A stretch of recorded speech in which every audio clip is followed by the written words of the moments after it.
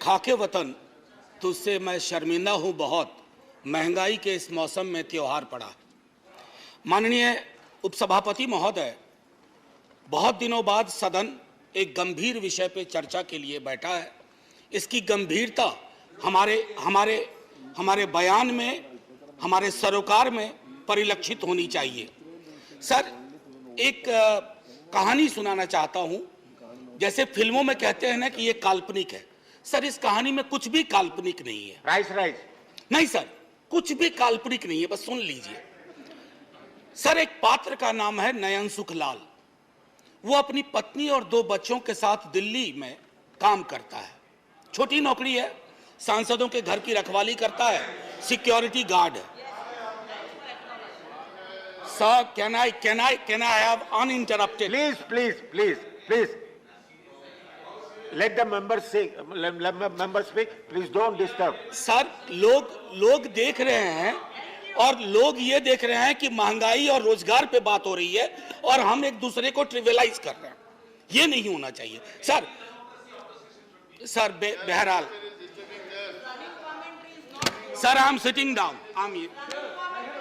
No. Please, Chief Dasan,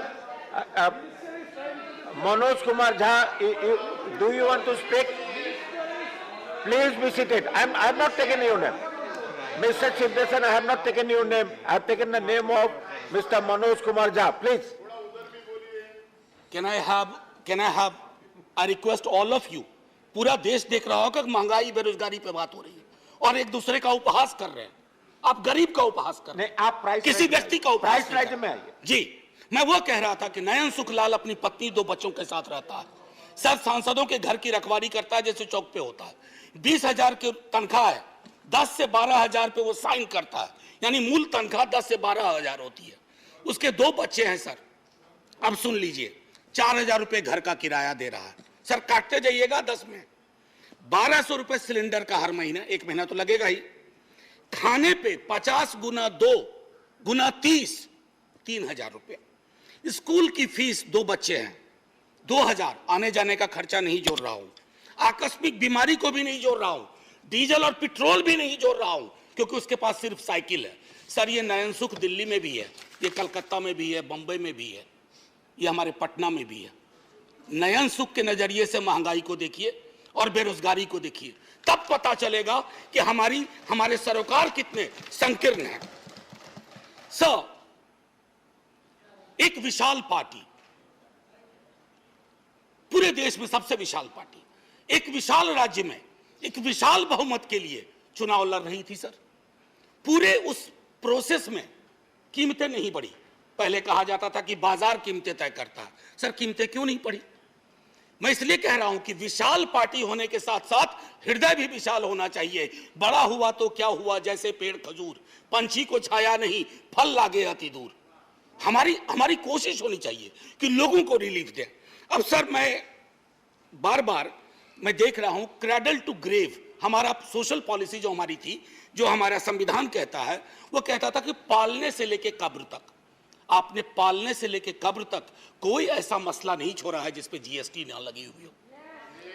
sir, कब्र में दाह संस्कार की लकड़ी पर तो कम से कम सुकून से आदमी जाए, दुनिया को अलविदा कहते हुए। सर, कफन का कपड़ा ओढ़ने के बाद, सर, कफन में जेब नहीं होती है। सर, हम सब जानते हैं, उसकी जेब पहले ही आपने ढीली कर दी, मौत से पहले। मैं सिर्फ यह आग्रह कर रहा हूं कि इस तरह के लोक सरोकार के मुद्दों पर एक चिंता सार्वजनिक होनी चाहिए, और अगर आपसे गलती हुई है तो उसको आप वापस ले लीजिए। वो आप रोल बैक करने से कोई आप छोटे नहीं हो जाएंगे। वैसे छोटे होने के लिए किसी भी चीज से हो सकते हैं। सर, जब इन्फ्लेशन पे मेरा एसडीडी जो था, शॉर्ट ड्यूरेशन डिस्कशन, मैंने इन्फ्लेशन और अनएम्प्लॉयमेंट दोनों को जोड़ के दिया था। सर, मैं उस राज्य से आता हूं, आज भी मेरा 0 आवर था, एडजर्न हो गया।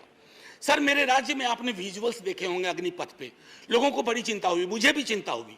मेरे नेता प्रतिपक्ष तेजस्वी जी ने कहा भी कि हिंसा की कोई जगह नहीं, लेकिन सर हमारे यहाँ हिंसा सबसे ज्यादा क्यों हुई?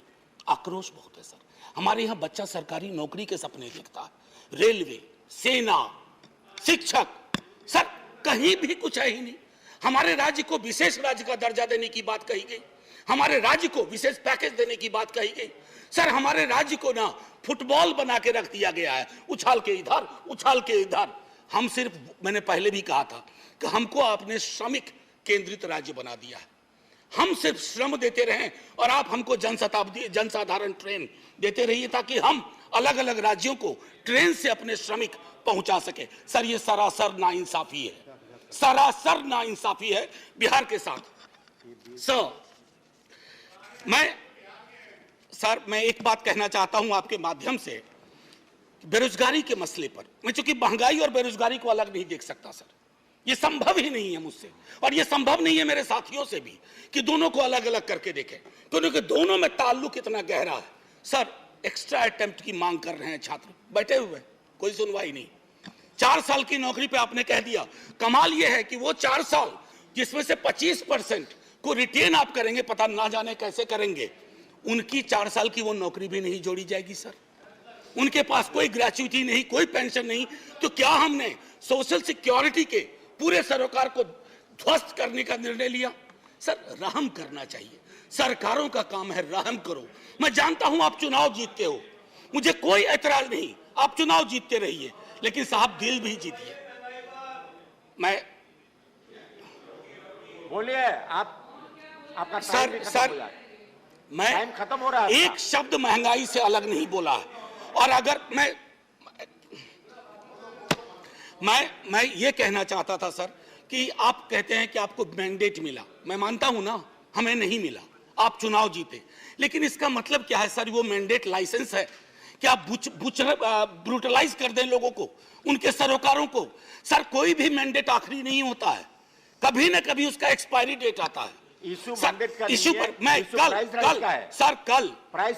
कल लोकसभा के एक सदन में, लोकसभा के हमारे सदन में, दूसरे सदन में एक शब्द का प्रयोग किया गया, फ्री फंड में। सर इस सदन में मैंने कई दफा कहा, और मुझे भाजपा के मित्रों ने बाहर कहा, अंदर कहा कि आपने सही कहा है, फ्री शब्द का इस्तेमाल नहीं होना चाहिए। सर मेरे समक्ष, मैं आपके समक्ष रखता हूं, पढ़ूंगा नहीं सर, आर्टिकल 38 और 39। अगर उस व्यक्ति विशेष के बयान को 38-39 के नजरिए से देखिएगा तो आप में से कोई भी उनके पक्ष में खड़े नहीं होंगे।